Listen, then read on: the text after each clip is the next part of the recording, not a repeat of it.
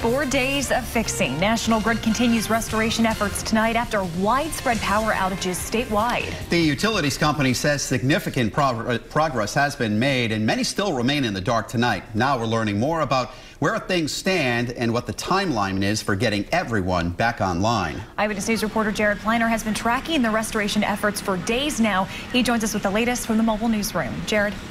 Well, Mike and Caroline, just about 30 minutes ago, a woman came out of her home just around the corner, gave me the thumbs up, power back on her property. God, it has been long and it has been difficult. Last night, same time when we saw you, between 4,000 and 5,000 people still without power here in Warwick. Tonight, about 1,300, and we wanted to go out today finding those last batches of people. We found some of them here in Governor Francis Farms. Day 4. Warwick, the leader in outages this week. A chunk resolved overnight.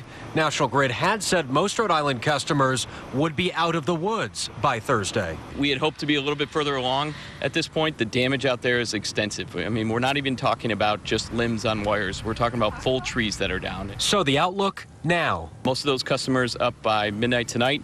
There's probably going to be some into tomorrow. One of the remaining pockets, Warwick's 4th Avenue, Toledo Avenue in Governor Francis Farms. Nerves here on day 4, a little shot. Quite stressful.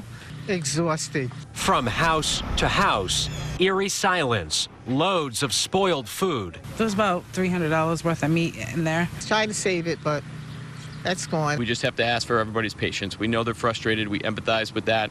We're doing everything we can. Christine Girton with her kids, Winnie Craighead with her dog, without control, at the mercy of others. As of right now, it's just like whatever happens, happens at this point. I've been through some tough times. My parents, I remember when this was dirt road. They trained me to weather the storms. And businesses all over have been through the works this week as well. Coming up new at 6 o'clock, a kitchen and a dining room that have been dark for days. We'll see you next hour. Live in Warwick, Jared Pliner, Eyewitness News. Update now on the power outage situation days after the October storm.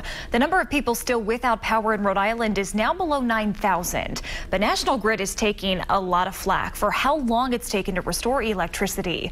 Eyewitness News reporter Jared Pliner joins us live from Warwick, and today he spoke to a local restaurant that's been without power for almost a week. Jared? Well, Caroline, I'll tell you what, a very promising sign tonight as we've seen more lights, outdoor lights on more homes, flash back on. One woman coming out earlier giving us the thumbs up sign. About 1,200 customers remaining here in Warwick. Now, after the same projection last night, National Grid saying most people will be back on by midnight. Some will linger into tomorrow. We toured a restaurant in Governor Francis Farms, one of the areas, as you say, that has seen 4 days in the dark.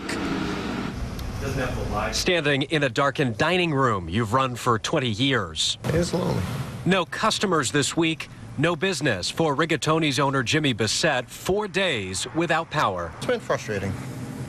Frustrating mainly because of my employees. Nearly 40 with their own sets of mouths to feed. I've been here every night from 8 o'clock till about 2 in the morning. Waiting for power. A surge could add to the damage, which has already been thousands in lost food. Probably about $3,000 to $4,000 in product, which obviously is probably resulting in $12,000 to $15,000 worth of resale. And that's just product. We also have to order the food ahead of time in order to get it into the building to process it. So even if we had power on as of now, we would not be able to open up until at least tomorrow evening. That's why all eyes are ahead to the potential to salvage the week. Opening for the weekend will be fantastic. It will. We talked to National Grid today about past weather events and restoration times. We wanted to understand that. Superstorm Sandy in 2012, 107,000 outages, 5-day restoration. Macroburst in 2015, remember the one we called Macroburst, 121,000 outages, 2-day restoration, but Grid noting a more condensed area there, much more condensed. From Sunday, 154,000 outages after that event, and again, work in progress. Live in Warwick tonight, Jared Pliner, Eyewitness News.